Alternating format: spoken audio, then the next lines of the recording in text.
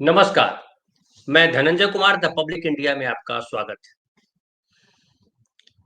नेपाल का असर बिहार में नहीं दिखाई पड़ रहा। हालांकि नेशनल मीडिया में भय दिखाई पड़ता है। भारत सरकार के कुछ लोगों के पास भी ये भय दिखाई पड़ता है, लेकिन बिहार में उसका असर नहीं दिख रहा है। नेशनल मीडिया के जो जिसको मैं गटर मीडिया कहता हूँ, उसके कुछ पत्रकार बता रहे हैं कि नेपाल में जो हुआ वो हिंदुस्तान में सोच रहे हैं वो संभव नहीं है, क्योंकि यहाँ संविधान का शासन चल रहा है। सब कुछ संविधान के अनुसार हो रहा है। नेपाल में भी लोग वही बोल रहे थे, सब संविधान चल रहा था, लेकिन संविधान तमाम संवैधानिक संस्थाओं को किस तरह से मुट्ठी में कर लिया गया था, वो नेपाल के लोगों ने देखा और उसके बाद जो हुआ वो अप्रत्याशित था नेताओं के लिए।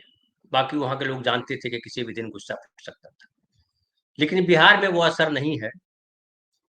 लेकिन बीजेपी को ये समझ में आ गया है कि बिहार में नीतीश कुमार के भरोसे उनकी नाव किनारे नहीं लग सकती। इसलिए बीजेपी अब धीरे धीरे अपनी पकड़ जो है बिहार में मजबूत करने लगी है। और उसके मंत्री Piyush Goyal, C R Patil C R Patil बड़े विश्वस्त माने जाते हैं, गुजरात से हैं वो, और हालांकि रहने वाले महाराष्ट्र के हैं, लेकिन गुजरात की राजनीति में सक्रिय है। वहीं से फिर मंत्री भी बने हैं वो दिल्ली में। वो सी आर पाटिल भी अब बिहार में डेरा डालने की तैयारी में है।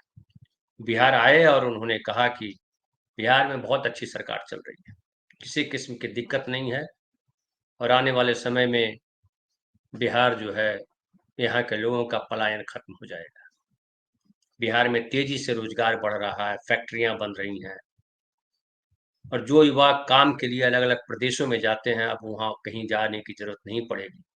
लोगों को अपने प्रदेश में ही काम मिलेगा।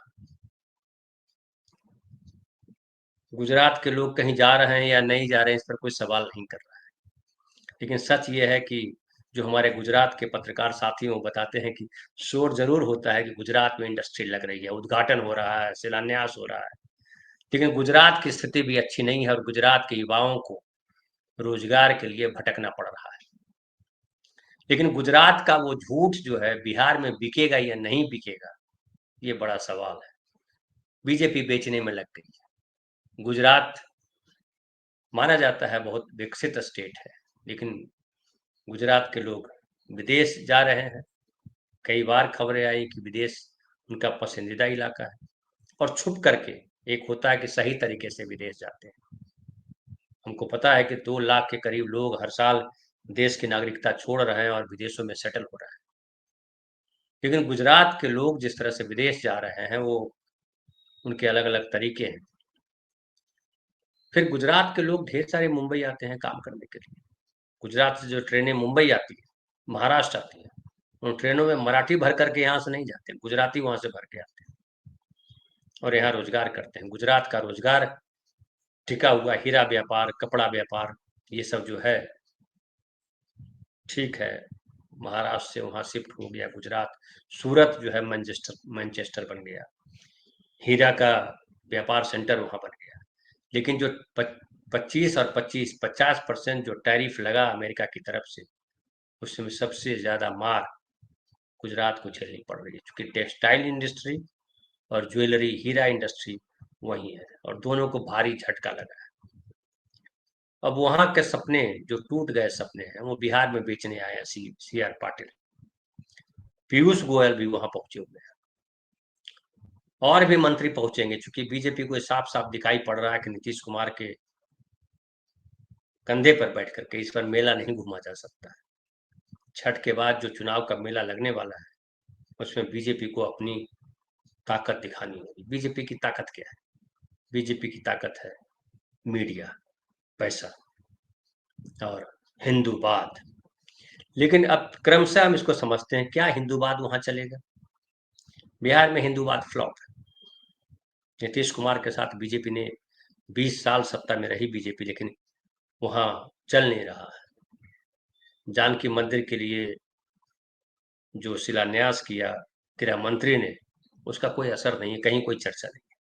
अगर चर्चा वहां कोई है बिहार में तो चर्चा है नीतीश कुमार की और तेजस्वी यादव की। नीतीश या तेजस्वी, यही चर्चा है। और एक और चर्चा बनाने का प्रयास किया जा रहा है मीडिया में, खास करके वो भी बीजेपी का प्रयास बताया जाता है, जनसुराज। और जितना भी देखिएगा मीडिया में सर्वे आ रहा है, उन तमाम सर्वे में जनसुराज को इम्पोर्टेंट पार्टी के तौर पर प्लेस किया जा रहा है। हालांकि अगर इंडिविजुअली बात करें तो किस नंबर पे है, ये उंगली से आगे हो जाएगा। समझिए, अगर मैं गिनना शुरू करूं तो सबसे ज्यादा जोर वहां जो है तेजस्वी की पार्टी का है, आरजेडी का है। आरजेडी के बाद बीजेपी, नीतीश। बीजेपी के मान लीजिए, चूंकि 2020 में बीजेपी की सीटें ज्यादा आई थी, लेकिन बीजेपी की जो सीटें ज्यादा आई थी उसमें नीतीश कुमार का बड़ा रोल था। नीतीश कुमार की सीटें भले कम आई, तो बीजेपी उसी तरीके से लीजिए। उसके बाद नीतीश कुमार, उसके बाद कांग्रेस, उसके बाद माले, उसके बाद जनसुराज। कहा जाए, मान लिया जाए। लेकिन सवाल खड़ा है कि क्या जिस तरह से मीडिया में प्रचारित किया जा रहा है प्रशांत किशोर को, बिहार में उनकी जगह है? आप मीडिया में देख रहे होंगे, भीड़ भी बहुत है, क्या भीड़ जा रही है। दूसरी तरफ देखिए कि नीतीश और जो बीजेपी के सभाएं हैं, वहां भीड़ नहीं है, वहां लोग नहीं है, कुर्सियां खाली हैं। अभी एक वीडियो वायरल हो रहा है, कल का ही। नीतीश कुमार एनडीए की सभा लेने गए थे और वहां डिप्टी चीफ मिनिस्टर सम्राट चौधरी भी थे। नीतीश कुमार सम्राट चौधरी को लेकर के घूम रहे हैं, विजय सिन्हा उनके साथ नहीं होते हैं। और वो उसकी वजह है कि वो सामाजिक न्याय वाला जो पहलू है, और कुर्मी और कोयरी जो नीतीश कुमार के लिए बेस वोट बैंक माने जाते हैं, उसको नीतीश कुमार बचाए रखना चाहते हैं, बनाए रखना चाहते हैं। सम्राट चौधरी बीजेपी में है, सम्राट चौधरी कोयरी है, सम्राट चौधरी बीजेपी के वो नेता है जो नीतीश कुमार को गाली दे करके ही नेता बने, फिर भी नीतीश कुमार के साथ है। वो मैसेज देना चाहते हैं नीतीश कुमार कि इसको जो हम साथ लेके चल रहे हैं वो कोयरी की वजह से। लेकिन सवाल है कि क्या कोयरी वोट नीतीश कुमार के साथ या सम्राट चौधरी के साथ है? कोयरी वोट बड़ा पूरा बटा हुआ है। बड़ा हिस्सा बेशक नीतीश कुमार के साथ रहा, लेकिन अब जब नीतीश कुमार कमजोर बन गए हैं तो कोयरी वोट में विभाजन दिखाई पड़ता है। उपेंद्र कुशवाहा एक स्टेक होल्डर है, लेकिन उपेंद्र कुशवाहा अब वैसे नेता के तौर पे नहीं देखे जा रहे हैं जो लीड कर सके। लीड करने वाली पोजीशन में सम्राट चौधरी है कि वो कल लीड करेंगे। लेकिन जिस तरीके से सम्राट चौधरी खुद को प्रेजेंट कर रहे हैं, उसमें साफ साफ दिखाई पड़ता है कि सामाजिक न्याय का जो एजेंडा है, सामाजिक न्याय के एजेंडे में कहीं वो फिट नहीं है, बल्कि वो बीजेपी के उन नेताओं की लिस्ट में शामिल हैं जो अपनी गद्दी के लिए ब्राह्मणवाद को बढ़ाने में लगे हुए हैं। एक वीडियो उनका बड़ा वायरल हुआ था जिसमें उन्होंने ब्राह्मणों को श्रेष्ठ बताया था। बिहार में ब्राह्मणों को श्रेष्ठ बता करके सत्ता में आप नहीं आ सकते, ये बीजेपी को पता है। इसलिए जाति गणना की बात बीजेपी ने खुद स्वीकार कर ली थी बिहार में। और सामाजिक न्याय का यह है कि राहुल गांधी ने जो सामाजिक न्याय का एजेंडा खड़ा किया, वो एजेंडा जमीन पे है। तेजस्वी यादव सबसे बड़े नेता के तौर पे अभी दिखाई पड़ रहा है। अभी नीतीश और तेजस्वी की अगर चर्चा करें तो नीतीश के साथ जो लोग हैं उनको भी लग रहा है कि नीतीश की पारी अब पूरी हो चुकी है। एक और वीडियो वायरल हो रहा है जिसमें नीतीश छोटी कुर्सी में, हालांकि आजकल बताना मुश्किल है वो एआई का वीडियो है या क्या है। वो जो स्थिति, जो वीडियो हमने देखा जिसमें नीतीश कुमार एक छोटी सी कुर्सी पे बैठे हैं, भाजपा के नेता बड़ी सी कुर्सी पे बैठे हैं, वो पॉसिबल नहीं है। नीतीश कुमार अभी भी ताकतवर हैं और बीजेपी इस हैसियत में नहीं है कि नीतीश कुमार को साइड लाइन कर सके। हालांकि उनके खिलाफ साजिशें लगातार रची जा रही हैं। नीतीश कुमार लगातार कह रहे हैं कि हम जो है बीजेपी छोड़ के कहीं जाने वाले नहीं। लेकिन नीतीश कुमार दरअसल दोनों तरफ से खार खाए हुए हैं। वो इंडिया गठबंधन की तरफ से भी खार खाए हुए हैं और बीजेपी की तरफ से। उनके पास कोई रास्ता नहीं है, मजबूर है नीतीश कुमार। और नीतीश कुमार इस मजबूरी का फायदा ये उठाना चाह रहे हैं कि उनको लग रहा है कि अगर हमारी सीटें कुछ बेहतर आ जाए तो हम एक बार और मुख्यमंत्री बन जाएंगे और वो एक रिकॉर्ड बन जाए। नीतीश कुमार को जो नजदीक से जानते हैं वो मानते हैं कि नीतीश कुमार हमेशा इस बात को लेकर के मन में बांधे रहे कि वो जिस योग्यता वाले नेता हैं वो योग्यता वाला पद उनको नहीं मिला, उनको उस तरह के उस कद का नेता उनको नहीं माना गया और जो वो करना चाहते थे वो नहीं कर पाए। एक आपके साथ मैं शेयर भी कर चुका हूँ, वापस शेयर कर देता हूँ कि जो जनसुराज के नेता है प्रशांत किशोर, उन्होंने एक बार कहा भी था कि नीतीश जी की पार्टी के जब हम वाइस प्रेसिडेंट थे तो उन्होंने कहा था कि कुछ ऐसा करिए कि हमको अपने दम पर बहुमत मिले और हम सरकार बनाएं और हम ट्रिपल सी, कास्टिज्म, कम्युनिज्म और करप्शन, इनके खिलाफ जो है हम मजबूत लड़ाई लड़ सकें, हम जो करना चाहते हैं वो कर सकें। लेकिन नीतीश कुमार को कभी वो मौका मिला नहीं और अब तो मौका मिलना है संभव ही नहीं दिखाई पड़ता है दूर दूर तक। और सब मान रहे हैं कि नीतीश कुमार अब जो चुनाव लड़ रहे हैं वो जबरन लड़ रहा है। नीतीश कुमार को रिटायर हो जाना चाहिए था, लेकिन नीतीश कुमार अभी रिटायरमेंट लेने को तैयार नहीं है। कई लोग उनके बेटे निशांत कुमार को पार्टी में लाने की बात कर रहे हैं, लेकिन वो भी उसको भी नीतीश कुमार अप्रूव नहीं कर रहा है। एक बार भी नहीं उन्होंने कहा कि नीतीश निशांत जो है आ रहा है, सक्रिय हो रहा है। उनके कुछ करीबी लोग जो नीतीश कुमार की पार्टी के साथ हैं वो जरूर कोशिश कर रहे हैं, लेकिन नीतीश कुमार इसके खिलाफ है और वो अपनी छवि के साथ, अगर पूरा उनका इतिहास देख लीजिए, बैक करके कहानी उनकी देखिए, उनके अपनी छवि को लेकर के नीतीश कुमार हमेशा कॉन्शियस रहे और अभी भी लोग मानते हैं कि नीतीश कुमार समझौता करने वाले व्यक्ति नहीं है। उनको अगर लग जाए कि हमको ये करना है तो वो करते हैं।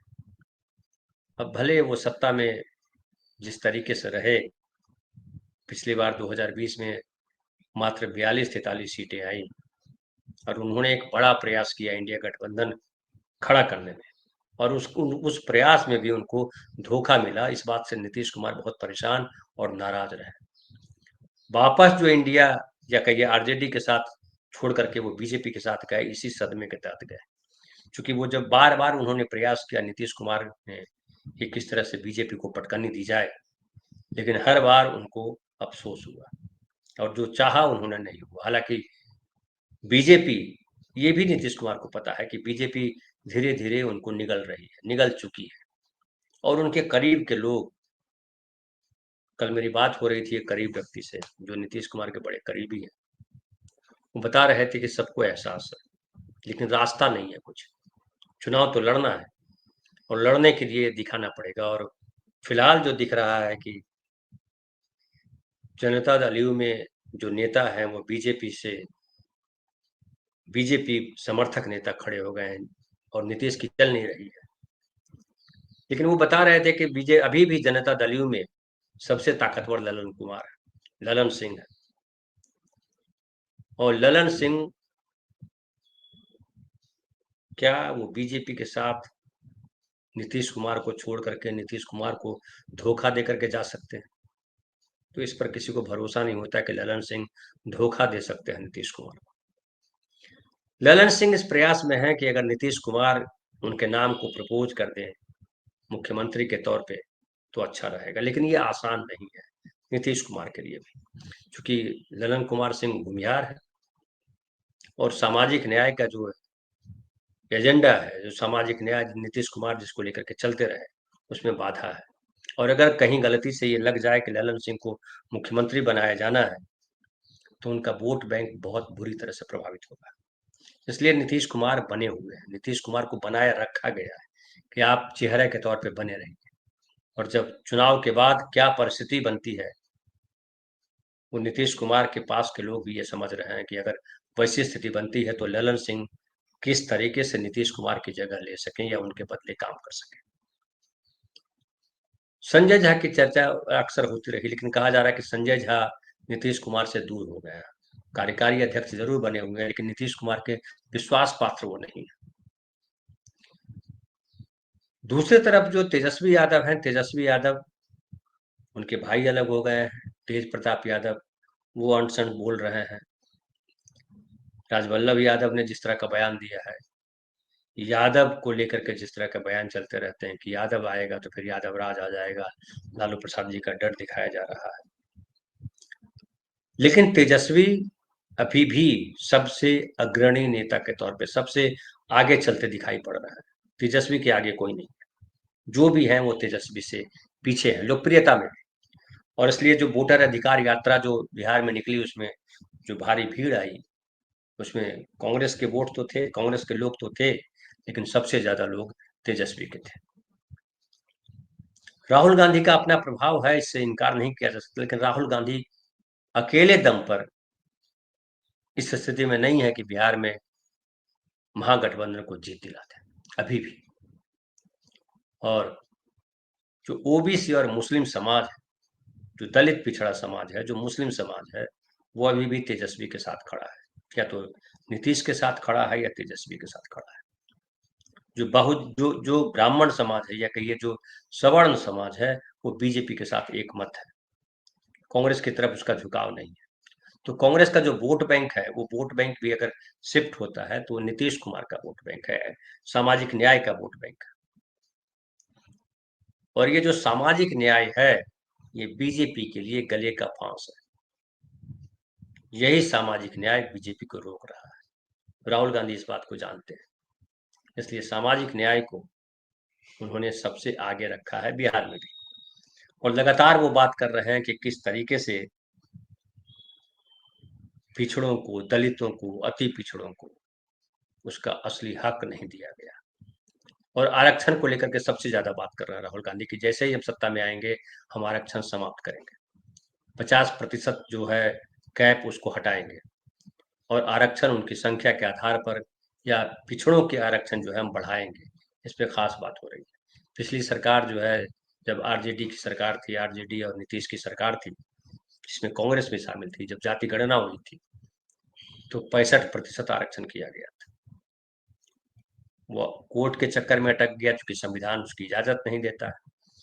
लेकिन बिहार में जो बेरोजगारी है, बेकारी है,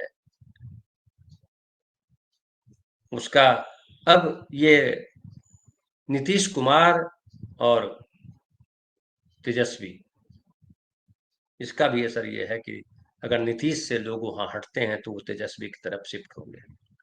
बीजेपी जिस तरीके के स्वप्न दिखा रही है, वो साफ दिख रहा है कि दलित पिछड़े समाज के लोग बीजेपी पे भरोसा नहीं कर पा रहे हैं। और हालांकि नीतीश कुमार ने इधर जो घोषणाएं की है, कुछ महिला मुख्यमंत्री महिला रोजगार योजना, जिसमें हर किसी महिला को 10,000 रुपए देने की बात की जा रही है, और व्यापार शुरू करने के लिए, और फिर बाद में 6 महीने के बाद उनकी जांच होगी और 2 लाख रुपए उनको अतिरिक्त सहायता मिलेगी। इसका प्रभाव है जमीन पर। और दूसरी तरफ तेजस्वी यादव ने भी माई महाज योजना शुरू की, जिसमें कहा कि उन्होंने कि 2,500 रुपये प्रति महीना हम देंगे। लेकिन ये 2,500 प्रति महीना और 10,000 रुपया, उसमें 10,000 बेहतर दिखाई पड़ता लोगों को। अब फिर आगे क्या होगा ये अलग बात है, लेकिन महिलाओं का वोट प्रतिशत पिछले कुछ चुनावों में बढ़ा है और महिलाएं बहुत प्रभावी हैं जीत लाने में। नीतीश कुमार के प्रति महिलाओं का आकर्षण है। और हालांकि ये लग नहीं रहा है कि नीतीश कुमार कोई बहुत बड़ा, कुछ चमत्कारिक उनके समर्थन में कुछ वोटिंग हो जाएगी। नीतीश कुमार से निराशा है लोगों को। निराशा उनके स्वभाव, उनके उम्र को लेकर के, उनके तबीयत खराब होने को लेकर के। वाकई नीतीश कुमार के प्रति उस तरीके का जो एंटी इनकम्पेंसी होता है सरकार के खिलाफ, वो नहीं है अभी भी जमीन पे। और यही जो है नीतीश कुमार के लिए सबसे बड़ी पूंजी है, और यही खतरा भी है बीजेपी के, कि नीतीश कुमार कंप्लीटली साफ नहीं हो पा रहा है। और नीतीश कुमार जैसे जैसे कमजोर हो रहे हैं, बीजेपी भी कमजोर होती जा रही है। अब नीतीश कुमार की सवारी, नीतीश कुमार को साथ लेकर के जो बीजेपी चलती रही, उसके जगह पे अब जनसुराज प्रकाश प्रशांत किशोर आ गए। प्रशांत किशोर एक माहौल क्रिएट कर रहे हैं कि ये जो प्रदेश है, बीमार प्रदेश है, ये प्रदेश में जो वादे किए गए युवाओं के लिए वगैरह वगैरह, वो हम ही पूरा कर सकते हैं। हालांकि जनता दल के लोग सबसे ज्यादा हमलावर अगर हैं किसी पे, तो वो प्रशांत किशोर के पार्टी पे है। और उनको तो कई लोग फ्रॉड कह रहे हैं कि ये जो है, एक तरफ ये कहते हैं कि बिहार के लिए हम कुछ भी करने को तैयार हैं और बिहार को उत्तम प्रदेश बना देंगे, दूसरी तरफ ये कहते हैं कि नीतीश कुमार को अगर 25 से ज़्यादा सीटें आ गई तो हम राजनीति छोड़ देंगे। तो राजनीति छोड़ देंगे तो बिहार तरक्की कैसे करेगा? तो तमाम तरीके की बातें हैं और मीडिया इसमें बड़ा इंपॉर्टेंट रोल प्ले कर रहा है। अब मीडिया से और जो वोट चोरी का जो मसला है जिसमें जो राहुल गांधी लगातार प्रेजेंट कर रहे हैं और जो एक छवि बन रही है कि बीजेपी वोट चोरी करने में मास्टर है। अब सवाल उठता है कि इस चुनाव में बीजेपी वोट चोरी करने में कामयाब हो जाती है, बीजेपी नैरेटिव गढ़ने में कामयाब हो जाती है कि अगर तेजस्वी आए तो फिर से वो जंगल राज आ जाएगा, या तेजस्वी ये कहने में कामयाब हो जाते हैं कि अगर बीजेपी आई तो सामाजिक न्याय चौपट हो जाएगा, फिर वो हिंदू राज आ जाएगा, सवर्ण राज आ जाएगा और संविधान की ऐसी की तैसी हो जाएगी, गरीबों का जीना मुश्किल हो जाएगा। क्या ये नैरेटिव करने में तेजस्वी कामयाब होगी? क्या तेजस्वी और उनके साथ जो साथी दल है, चाहे माले है, चाहे मुकेश सहनी है, अब तो झारखंड मुक्ति मोर्चा और रामविलास पासवान के भाई पारस की भी बात की जा रही है, क्या कांग्रेस, ये सारे दल मिल करके जमीन पर वो माहौल क्रिएट कर पाएंगे? क्योंकि एक बात तो कही जा रही है कि एसआईआर में जिस तरह से सुप्रीम कोर्ट ने आधार कार्ड को अनिवार्य कर दिया है कि आधार कार्ड को आपको मानना पड़ेगा, इसे बिहार में राहुल गांधी की जीत के तौर पर देखा जा रहा है कि राहुल गांधी ने फाइनली एसआईआर में जो मनमानी करने जा रहा था चुनाव आयोग, उस पर रोक लगा दी और इसका इम्पैक्ट जमीन पे भी दिखाई पड़ रहा है। तो इस बार जो चुनाव है उस चुनाव में जो मीडिया है, मीडिया जिसको मैं गटर मीडिया कहता हूँ, वो एनडीए को बढ़त, इसलिए जितने सर्वे आप देखेंगे एनडीए को बढ़त मिल रही है। लेकिन जमीन पे जब उतरेंगे, लोगों से बात करेंगे, तो आपको लगेगा कि एनडीए पिछड़ रही है, महागठबंधन ज्यादा बेहतर पोजीशन में है, नैरेटिव उसके पक्ष में है, माहौल उसके पक्ष में है और नीतीश कुमार के प्रति लोगों की हमदर्दी तो है, लेकिन नीतीश कुमार अब शासन चलाने में सक्षम नहीं है, ये वहां के लोगों को लग रहा है। हालांकि तेजस्वी यादव ने नीतीश कुमार पर बड़ा जोरदार हमला भी बोला है और उन्होंने कहा कि भ्रष्टाचार के पितामह है नीतीश कुमार। अब इसको किस तरह से लोग लेते हैं ये भी अपने आप में बात है। हालांकि ये बात सही है कि भ्रष्टाचार बिहार में खूब है, इससे भी इनकार नहीं किया, लेकिन सवाल उठता है भ्रष्टाचार कहाँ नहीं है, कब नहीं था, ये भी लोग बात कर रहे हैं। लेकिन सरकार पर अगर मुख्यमंत्री की पकड़ रहती है, नीतीश कुमार के साथ ये ट्रेजेडी रही कि बीजेपी जब साथ आती है तो बीजेपी के लगभग लोग नीतीश कुमार के नाम पर जो है वो घड़ा फोड़ देते हैं, फोड़वा देते हैं, और वही हो रहा है। नीतीश कुमार को बदनाम करने का कोई कोई रास्ता नहीं छोड़ा है, हर रास्ते पर नीतीश कुमार को कैसे बदनाम किया जाए, छोटा किया जाए, क्योंकि नीतीश कुमार ने 20 सालों में बीजेपी को वो जड़ नहीं जमाने दी जो बीजेपी चाहती रही, लेकिन उसकी मजबूरी है कि अपने दम पर वहां आ नहीं सकती बिहार में, इसलिए नीतीश कुमार उसको चाहिए। लेकिन बिहार के नागरिक क्या नीतीश कुमार को आप चाहते हैं, या बिहार के लोग अब तेजस्वी को चाहते हैं? कंपटीशन तेजस्वी और नीतीश कुमार में है। आने वाला वक्त बताएगा कि किसके साथ बिहार के लोग खड़े हैं। बहुत बहुत धन्यवाद।